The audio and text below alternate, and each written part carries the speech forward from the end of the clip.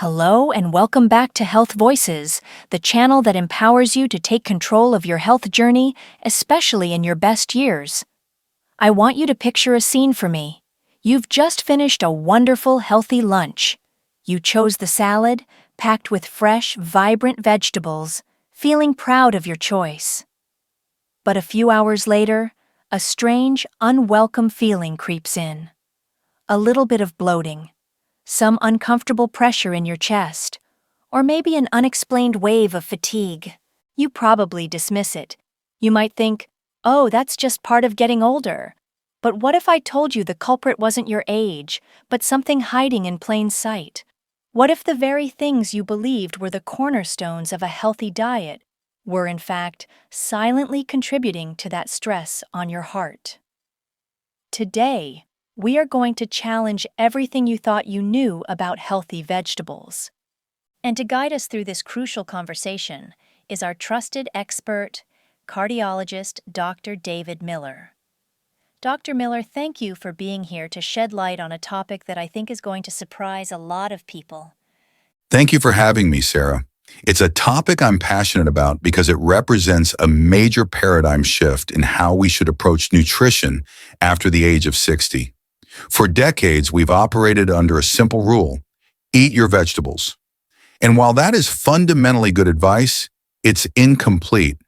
It misses a critical layer of understanding: how our body's ability to process these foods changes dramatically as we age. Today, I want to introduce our viewers to a concept I call the gut-heart axis. This isn't some fringe theory. It's a clinically recognized biological highway. Your digestive system and your cardiovascular system are in constant, direct communication.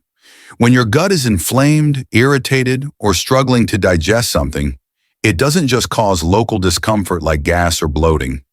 It sends out systemic distress signals, releasing inflammatory markers into your bloodstream that directly impact your heart, your blood vessels, and even your blood pressure. So what you eat for lunch can absolutely affect how your heart feels that evening. The gut-heart axis. That already changes the entire perspective. It's not just about calories or vitamins. It's about inflammation and communication within the body. So where do we start? What's the first vegetable on this surprising list? Let's start with one of the most beloved staples of a healthy diet, celebrated in cuisines from Italy to Mexico: the tomato, specifically the raw tomato. Wow, tomatoes. I add raw tomatoes to my salads and sandwiches almost every day. They're packed with lycopene. They're delicious. What could possibly be the issue? In their cooked form, tomatoes are fantastic. The heat makes that wonderful lycopene more available. But when raw, they present two challenges for an older digestive system. The first is high acidity. As we age, our stomach's lining can become more sensitive, and our production of protective mucus may decrease. For many seniors, a flood of acid from raw tomatoes can trigger acid reflux, or GERD. But here's where the gut-heart axis comes into play. The esophagus, which is irritated by that acid, lies right next to a critical nerve called the vagus nerve. Think of the vagus nerve as the superhighway of your body's relaxation system. The parasympathetic nervous system. It travels from your brain all the way down to your gut, and one of its most important jobs is to regulate your heart rate. When acid reflux irritates the esophagus, it also irritates the vagus nerve, sending scrambled, agitated signals back to the heart. This can result in very real heart palpitations, arrhythmias, or that fluttering feeling many people report. That is an incredible connection. So that flutter in your chest might not be an intrinsic heart problem, but a signal of digestive distress. Precisely. And there's a second component: lectins. Lectins are natural, sticky proteins that plants produce to protect themselves. The primary lectin in tomatoes is called tomatine. For a young, robust gut, this is rarely an issue. But in a more sensitive gut, these lectins can be irritating to the intestinal lining, contributing to low-grade inflammation. I had a patient, a wonderful gentleman named Walter, 75 years old. He came to me convinced he had a serious heart condition. Every night, he'd experience arrhythmias that kept him awake. We ran a full cardiac workup, EKG, stress test, Holter monitor, and found nothing structurally wrong with his heart. During a follow-up, I asked him to walk me through his daily routine.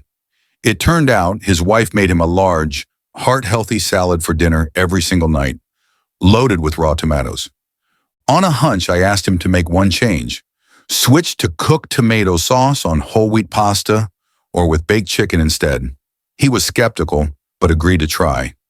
2 weeks later, he came back to my office. The nightly palpitations had completely vanished. It wasn't his heart failing. It was his gut sending an SOS signal that his heart was picking up. Walter's story is such a powerful example. So for tomatoes, the solution is simple. Cook them. Exactly. Cooking with a little olive oil breaks down the acidity and deactivates the problematic lectins. It turns the tomato from a potential irritant into a soothing, nutrient-dense friend to the body. All right, that's a fantastic, actionable takeaway. What's the next vegetable we need to be mindful of? The next one is eggplant. It's another staple, especially in Mediterranean and Asian cooking, and it belongs to a family of plants that often comes up in conversations about inflammation, the nightshades. Ah, the nightshade family. I've heard people with arthritis being told to avoid them. Is that the main reason it's on your list? Joint pain is certainly a well-known complaint, but my concern, as a cardiologist, is rooted in that same mechanism of inflammation. Eggplants contain an alkaloid, a natural plant pesticide, called solanine. In sensitive individuals, solanine can act as a trigger, promoting an inflammatory cascade. This inflammation doesn't just stay in the joints, it's systemic. It can irritate the delicate inner lining of our blood vessels, the endothelium. A chronically inflamed endothelium is a major precursor to atherosclerosis, or the hardening of the arteries. But the bigger, more immediate problem with eggplant is how we traditionally prepare it. When you fry it, its spongy texture acts like a magnet for oil. I often use an analogy with my patients. Think of a slice of eggplant in a frying pan as a miengbot, bien hut chat bob oxy hua, a sponge for oxidized fats. It's not just the sheer amount of oil it absorbs. It's that the high heat of frying oxidizes these fats, turning them into compounds that are directly damaging to your arteries and contribute to unhealthy cholesterol levels. That's a very vivid image. We think we're eating a vegetable, but we're really eating a sponge full of inflammatory oil. And for a senior whose body is already working hard to manage lipid levels, a weekly dish of fried eggplant parmigiana can be enough to tip the scales. The solution isn't to fear eggplant, but to change your relationship with it. Instead of frying, try baking or grilling it until it's tender. Use minimal amounts of a healthy oil like olive oil. And consider pairing it with bitter greens. Bitter foods stimulate bile production, which is essential for helping your body emulsify and properly digest fats. That's a brilliant tip. Fighting the fat with bitters. Okay, so we've covered acidic tomatoes and oily eggplant. I'm almost afraid to ask what's next. Our third vegetable is a modern health icon, often seen as the ultimate symbol of a detox or cleanse: celery, specifically celery juice. The celery juice trend, it's everywhere. People swear by it for everything from weight loss to clear skin. You're telling me this could be a hidden danger for the heart? For older adults, it absolutely can be. The problem isn't the celery itself, but the highly concentrated form of the juice. Celery is a potent natural diuretic. This means it makes you flush out water, which many people think is a good thing. A cleanse. But you're not just losing water, you're flushing out critical minerals, and the most important one for heart health is potassium. Your heart runs on a delicate electrical system, and potassium is the master electrolyte that maintains its stable rhythm. When your potassium levels drop, a condition called hypokalemia, the heart's electrical signals can become erratic and unstable. This is what leads to that feeling of the heart skipping a beat, or fluttering. In medical terms, it can cause arrhythmias like premature ventricular contractions, or PVCs. I saw this firsthand with a patient, a lovely 69-year-old woman named Mary. She had recently retired and decided to get aggressively healthy. She started every single morning with a large glass of fresh celery juice. She came to see me because she was feeling dizzy, weak, and was terrified by frequent heart palpitations. Her EKG showed classic PVCs, and a simple blood test confirmed her potassium levels were dangerously low. We immediately had her stop the celery juice and incorporate potassium-rich foods like a small banana, avocado, and baked sweet potato into her diet. Within a week, her electrolytes stabilized and the palpitations disappeared. She was trying to help her body, but she was accidentally creating a cardiac and literal power outage. Wow. She was creating a power outage in her own heart. That's terrifying. So, the takeaway is to avoid juicing and eat the whole vegetable instead? Yes, eat the celery stalk. The fiber slows down the absorption of its compounds. You're less likely to consume it in massive quantities, and you get the benefits of chewing and satiety. Moderation is key. Don't make it the centerpiece of your diet. Think of it as a supporting actor. That makes perfect sense. This brings us to our fourth vegetable, and this one is the poster child for health food, spinach. Dr. Miller, please don't tell me spinach is bad for us. Spinach is not bad for us. It is a nutritional powerhouse. But once again, it's all about the preparation, especially for those over 60.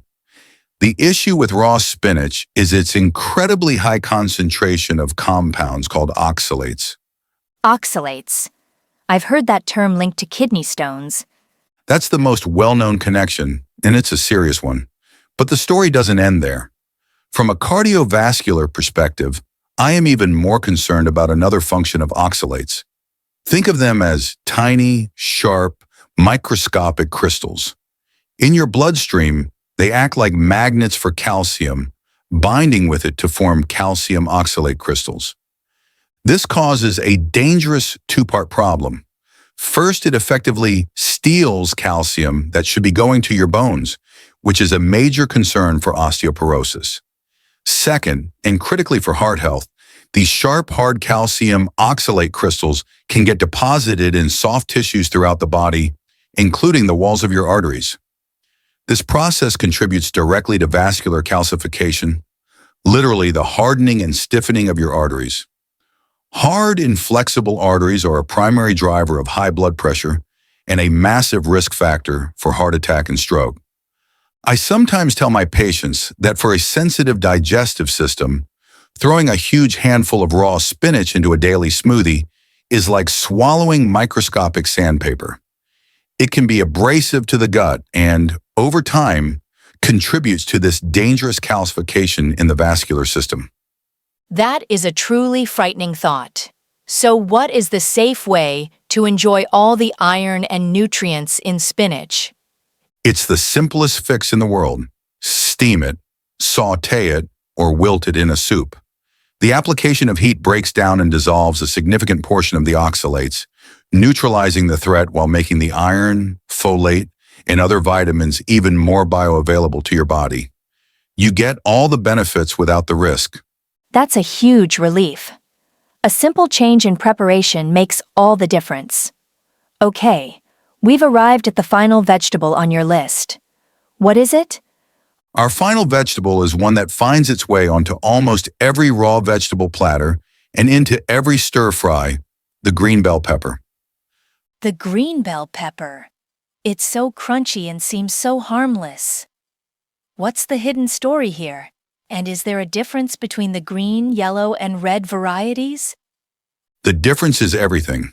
A green bell pepper is simply an unripe pepper. The red and yellow ones are its mature, ripened forms. As a defense mechanism, unripe plants often contain higher concentrations of certain compounds that can be irritating to the digestive system, including specific alkaloids and lectins. The plant doesn't want to be eaten before its seeds are ready for dispersal. For an older adult, this means green peppers can be significantly harder to digest, often leading to gas, bloating, and that familiar uncomfortable feeling. But it also connects back to our gut-heart axis and sleep. When your gut is struggling and irritated at night, it sends those stress signals we discussed. This can disrupt the deep, restorative sleep cycles that are absolutely essential for your heart to repair itself. Many patients have reported feeling anxious or having a racing heart at 2 or 3 in the morning, never realizing it could be linked to the green peppers in their dinner stir-fry. The solution is wonderfully simple. Choose red, yellow, or orange bell peppers instead.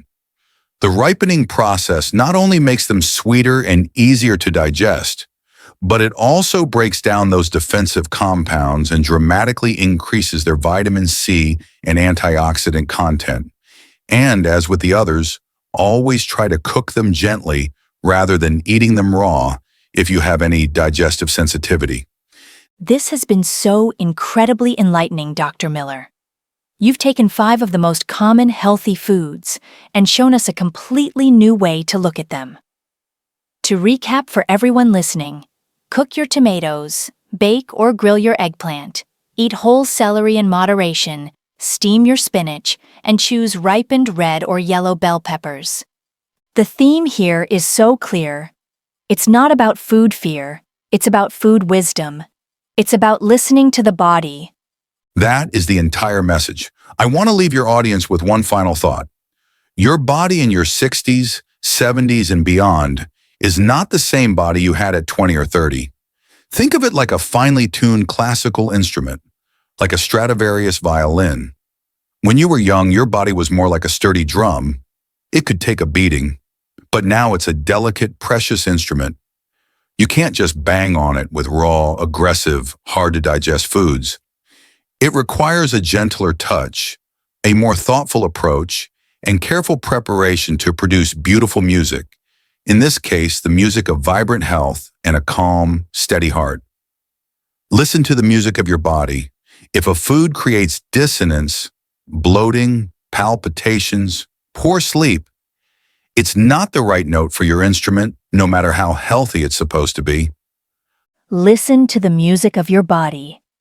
That is a beautiful and profound way to end this conversation. Dr. Miller, thank you, as always, for your incredible wisdom. And for everyone watching, we invite you to join the conversation. What's one small change you might make after hearing this today? Will you try steaming your spinach or choosing a red pepper over a green one?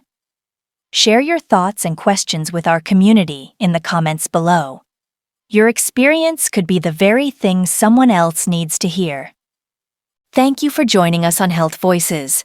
Don't forget to like this video, subscribe to our channel, and share it with someone you love. We'll see you in the next episode.